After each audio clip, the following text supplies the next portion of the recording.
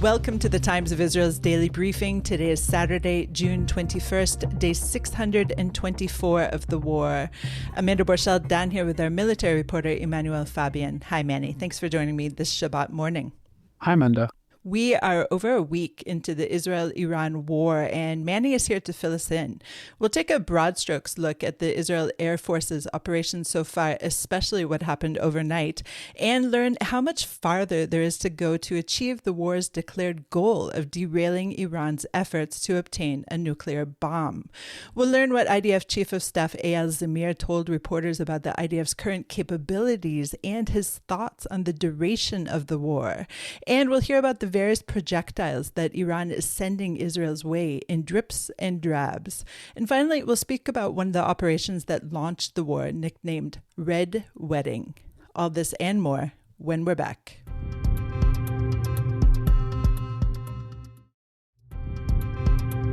I'm Amanda Borschel-Dan here with our military reporter, Emanuel Fabian. Manny, since Israel's June 13th strikes on Iran to stymie what Israel said was an imminent capability to build a nuclear bomb, we've learned about numerous assassinations of Iranian military figures and scientists. We've heard about that Israel commands Tehran's skies, and we've also learned contradictory statements over just how long this war may go on. Just last night, U.S. President Donald Trump told reporters that Israel is, quote, winning, and he's disinclined to ask Israel to halt its strikes against Iran. He said, Israel is doing well in terms of war, and Iran is doing less well. So, of course, Israel is currently going it alone and may continue to need to do so. But this morning, we heard about various assassinations and strikes in Iran that may be some kind of a tipping point. What are you hearing, Manny? So the army announced this morning 3, I think, very significant assassinations in Iran. At least one of them is very significant. And we're talking about the head of the IRGC Quds Force's Palestinian division, or the Palestine Corps, I think it's called in Iran. But we're talking about Saeed Izadi, and Saeed Izadi is a name that pretty much everyone in Israel's intelligence community knows. He is, according to the army, one of the architects of Hamas's October 7th onslaught. He was probably one of the only, if not the only, Iranian official who actually knew about the attack before it went ahead. And he was really heavily involved, in his role as part of the head of the Palestinian division in the Quds Force was basically to coordinate all of Iran's efforts with its proxies, especially Hamas and other Palestinian terror organizations in Gaza and in the West Bank. And he was involved also during the war to try and rebuild Hamas's military wing in Gaza and ensure its rule in Gaza. And the IDF says he was one of the founders of Iran's so-called plan to destroy Israel, this major plan that Iran has been planning, in addition to, of course, all the missiles and drones it would launch at Israel in this plan, that Iran's proxies in the West Bank, in Gaza, in Lebanon, in Syria would all attack Israel simultaneously. That is what he was leading, and he has now been killed. I understand how Israel may rejoice over his death, but does that change at all the duration of the current war, as far as you know? I'm not sure it will exactly change the duration. Israel basically set out for this operation with set goals, and the goals are removing the threat of the Iranian nuclear program and ballistic missile capabilities that Iran has. And Israel has a set amount of targets for this operation. It knows exactly what it wants to hit. Eliminating these commanders definitely sets Iran back. And in this case, killing Izadi, it doesn't have much to do with the ballistic missiles or with the nuclear program. It's actually more to do with Iran's general plans to destroy Israel. But it's, Israel's happy to take that up on the way as well. I'll just add, sort of going back to who else was targeted, I'll just mention very quickly, Benham Shahiri. He's the head of Iran's Quds Force Unit 190. It's a unit that was involved in essentially all this weapon smuggling from Iran to Hezbollah, to Hamas, to the Houthis in recent years. Very, very significant elimination. And the other one was the new commander of the IRGC drone unit. The first one was killed on sort of the opening strikes on June 13th when Israel carried out this major surprise attack. And this new commander who assumed sort of the role was killed also last night. Okay, let's talk about the locations that were also targeted overnight. So most of Israel's strikes are being carried out in western Iran, sort of the area closer to Israel and Tehran, of course. But there was a pretty large wave of airstrikes overnight on dozens of targets in Iran. And among them was the Isfahan nuclear facility. This is now the second time that Israel has targeted Isfahan. It was targeted on the opening strikes on June 13, and it's now been targeted again. The first strike targeted certain sort of facilities there, and this new strike is, according to the army, intended to sort of deepen the damage that was caused to the site, including, as far as I understand, centrifuge production facilities. So those were destroyed in overnight strikes, and there was also strikes on 4 primed ballistic missile launchers, so ballistic missile that were sort of intended to have been launched at Israel. They were sort of neutralized before they could be fired. Overnight, there was a ballistic missile attack. 5 missiles were fired at central Israel. They were all intercepted. A piece of shrapnel fell and hit a building in central Israel, sparking a small fire, but other than that, no significant damage. And we are seeing that Iran's ballistic missile barrages are sort of on a downward trend. Smaller barrages, usually not more than, most of them have been, 5 to 10, sometimes 20, but not the 100 at a time that Israel was anticipating ahead of the conflict. Okay, we're going to come back to that note in a minute, but I just want to turn to something that IDF Chief of Staff Eyal Zamir said yesterday. He said that Israelis must prepare for a prolonged campaign against Iran to eliminate a threat of this magnitude, indicating that a quick end to the campaign was unlikely. Of course, his statements came before these overnight campaigns, and you never know, was this some kind of subterfuge? Was this a way for Iran to, I don't know, relax a bit? Probably not. But what do you know about these statements from Zamir? What spurred this? To be honest, I'm not actually very sure what he means. And I'll explain, because when I spoke to senior military officials earlier in the week, they told me and other reporters that the efforts against Iran's nuclear program, all the targets that Israel has, they can deal with those within a week, maybe 2 weeks. That's when they'll run out of targets, essentially. And this also includes the underground Fordo site, which has been talked about quite a lot. It's very difficult to hit. It's built into a mountain, and there's been a lot of talk about how the US may be involved in bombing that facility. But we were told that within a week, 2 weeks tops, Israel won't have any more targets to hit, regarding the nuclear program, of course. But I think what Zamir is more referring to is the threat of the ballistic missiles, saying that to basically remove the threat of ballistic missiles, that will take perhaps a much, much longer. Iran, at the beginning of the operation, according to Zamir, had 2,500 ballistic missiles that could potentially reach Israel. And at the rate of its production, it would have reached 8,000 within, I think, a couple years. So that threat, I mean, Iran can still probably manufacture more ballistic missiles. It probably still has. It's fired 470. It likely has more than 1,000 still left. I mean, Israel has bombed many of them. So that's a threat that I don't think is going to disappear as quickly. The nuclear threat, I do think, is something that Israel, at least it says it will be able to achieve in a relatively short period. Okay. Also yesterday in his press conference, Zamir said that Israel is not running low on air defense interceptors amid the conflict with Iran. And he denied reports that the IDF stockpile of interceptor missiles is being depleted. I mean, it is a finite amount though, right, Manny? I mean, how many could we have? And we've been shooting off just hundreds in the past week, no? Yeah, I mean, I'll say this very carefully, just to avoid any problems. Israel planned this operation months in advance, right? In fact, it had been preparing years in advance to potentially attack Iran's nuclear facilities, but especially it began planning this in around October, November, basically during the war. So when Israel planned this operation, it knows how many ballistic missiles Iran has, 2,500 according to its estimates. It knows how many drones it has. And during these preparations, the Israeli army stockpiled enough interceptors to handle the threat. When you plan such an operation, you basically, it's called a reference scenario of what could happen when we do X, Y, Z. And Israel anticipates that Iran would fire hundreds of ballistic missiles in its initial response to Israel. I saw even some reports saying 1,000, which I think maybe a bit much, but 500, 600 possibly. In reality, it fired only 100 in the initial response. And even at this stage in the operation, according to the IDF's initial assessments, it's actually running through fewer interceptors than it had anticipated ahead of the operation. So not only is Israel not running through all the interceptors that it had prepared ahead of time, is actually going through fewer of them than it had anticipated. And this basically means that Israel's not running low on interceptors. It has enough. It prepared ahead of time. It prepared all these small details and sort of all these plan Bs and plan Cs of what may happen during this operation. It's very unlikely that Israel was just running low.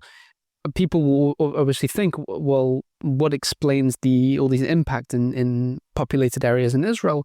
And the answer is quite simple, actually. The rate of interception is the same. It's still 5 to 10% of missiles are not intercepted because Israel's air defense systems are not 100%. They're not hermetic, as Israel said many times. It's just really where Iran is firing its missiles. So because Iran is now firing its missiles at, I would say, populated areas, it's firing them at Tel Aviv, it's firing them at Beersheba, where I live, and 2 missiles struck very close to my house in the past couple of days. Because of that, the 5 to 10% of missiles that aren't intercepted are just more likely to hit populated areas and cause significant damage. Whereas, in October and April 2024, when Iran was firing at the Nevatim air base in the Negev, there isn't many towns around Nevatim, so the unintercepted missiles just hit the desert and nobody notices. A couple of thoughts on what you're saying. You noted that central Israel is being targeted, Haifa and the north is being targeted. You in Beersheba, poor Manny, you rushed off twice, 2 mornings in a row to report from the scene. But one area seems not to be targeted, and that's Jerusalem. And do you think that is intentional, Manny? I think it is intentional, mainly because, if you look at Iran's logic, they at least claim to be targeting Israeli military sites or key installations like the oil facility in Haifa. Jerusalem, apart from the Knesset, of course, I can't really think of any very significant military or key facilities in Israel that they may be interested in targeting. Of course, I could be completely wrong, and there is something significant there that they want to target. But if you sort of look at it from Iran's perspective, and they're firing at Tel Aviv, and they claim to be targeting, Israel's military headquarters and the defense ministry headquarters, the Kiryat and Haifa, they claim to be targeting those other facilities. Their missiles, of course, are not accurate, as we've seen. They do hit all other areas. They fired at Haifa and hit Tamra, which is, kilometers to the east of Haifa. So I'm not giving them any credit, of course. Their missiles are inaccurate and they're firing them at civilians, but I do think that their sort of claimed intention is to target military facilities or sort of critical infrastructure. Okay, let's go to a short break and then we'll talk more about Iranian tech.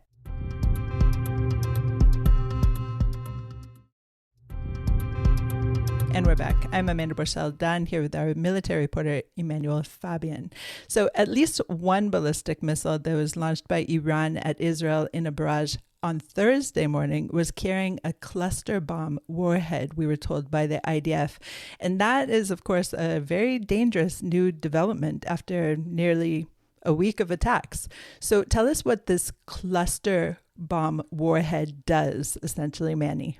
So what happens is Iran has several types of ballistic missiles. They have different models that do different ranges and everything. But the difference is they can attach different warheads to the ballistic missile. So a lot of impacts that we saw already in the past week were these very heavy warheads of 400, 500 kilograms of explosives that cause very heavy destruction. But alternatively, Iran has also put on this cluster bomb warhead instead. And what happens is while it's descending in the air, in the case in central Israel, the military said that around 7 kilometers altitude, it essentially opens up and spreads small munitions over a wide area. So the army estimates that there were around 20 small munitions, each with around 2.5 kilograms of explosive, like a mortar almost, or a small rocket. And they spread over a wide area of around 8 kilometers. One of these small munitions hit a home in a central town, causing some damage, no significant, no injuries there or anything like that. I would say the main danger here with these missiles is that a lot of them don't explode, these small munitions. And what this results in is essentially spreading landmines over a wide area. And civilians could encounter them and try to touch them or pick them up. And that's where the real danger comes from. I think generally the I've spoken to Home Front Command officials, and they say generally they would prefer that Iran actually fire these cluster ones, because a ballistic missile with a 500-kilogram warhead can take down an entire building, as we've seen. Whereas lots of small munitions over a wide area is, it's a wider threat, but it's definitely a less destructive threat than we've seen before. So for civilians, I don't think that they should be too alarmed by it, that the instructions are the same: enter your bomb shelter, remain there, and don't touch anything on the ground if you see it. But it's still, of course, something that's dangerous, in Iran. Shouldn't be firing ballistic missiles at Israel in the first place. But in terms of the threat, it's different and maybe perhaps even slightly preferable because it's less destructive.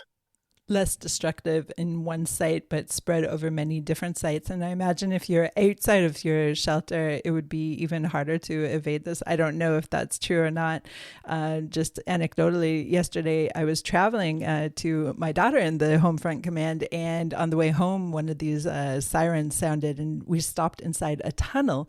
And it was really amazing to see the discipline of the Israelis who stopped on the right-hand side of the tunnel and just waited out the sirens versus, the typical stereotype of Israelis who can't stand in line, et cetera, et cetera. So, but I do worry about this idea of not picking things up from the ground, because we are a curious people.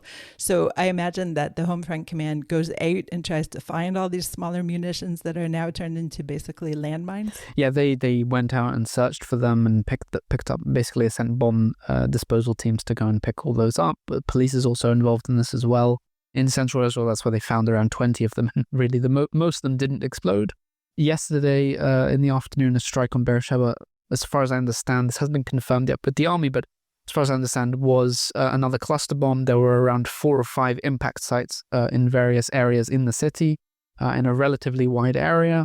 And these bombs caused, a small hole in the ground and some debris, but nothing too major. One of them hit a daycare and caused some damage there.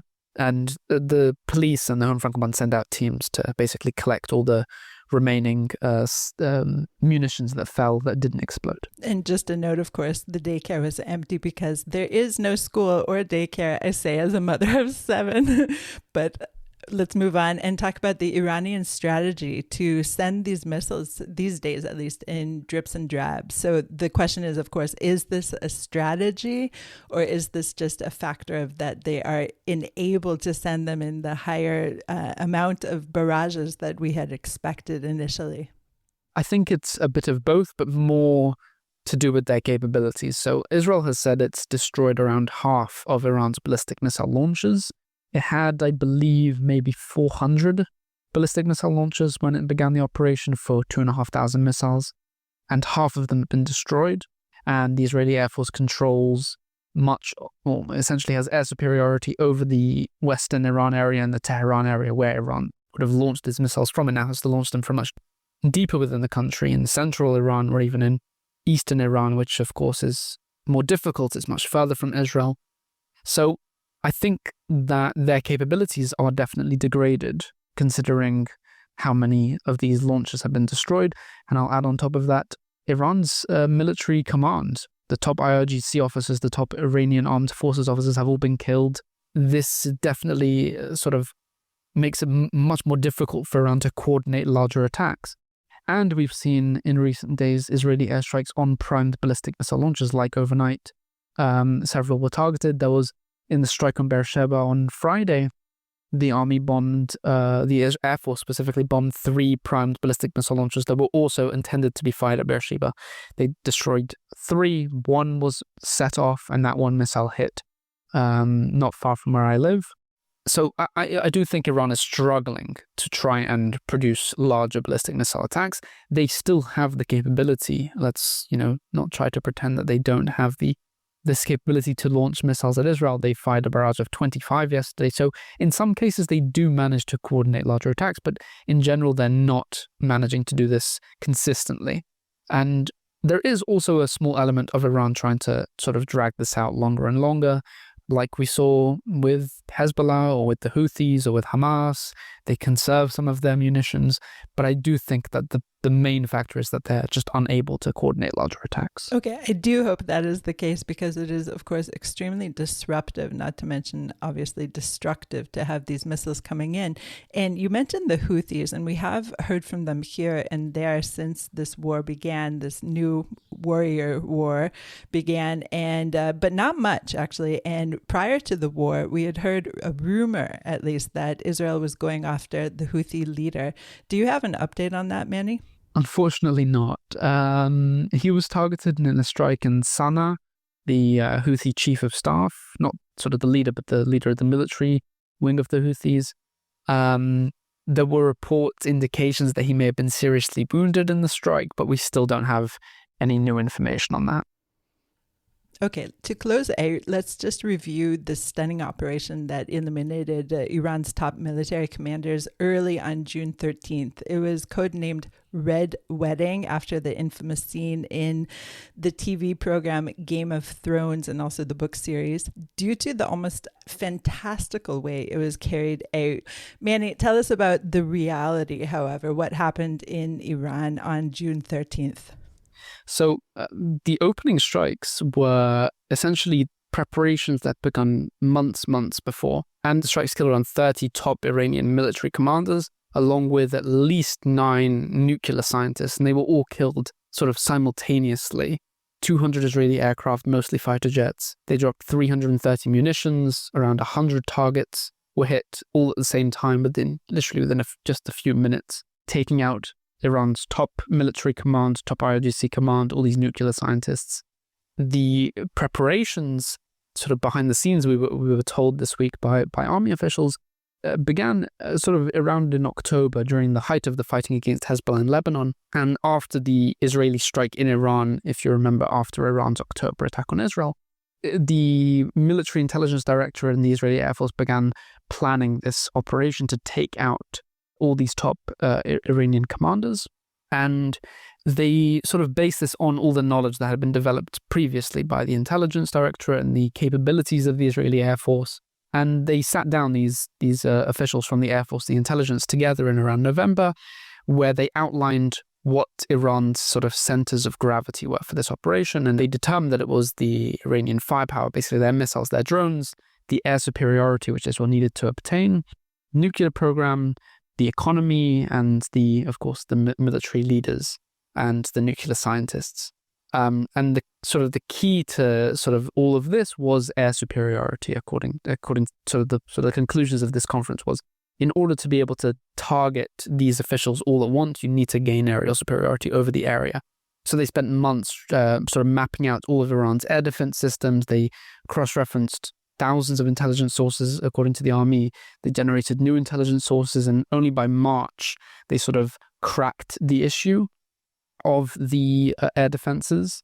And they basically put together this incredible plan that saw Israel bomb these air defense sites and simultaneously then move in to take out all these military commanders and nuclear scientists within a very, very short period of time on June 13th.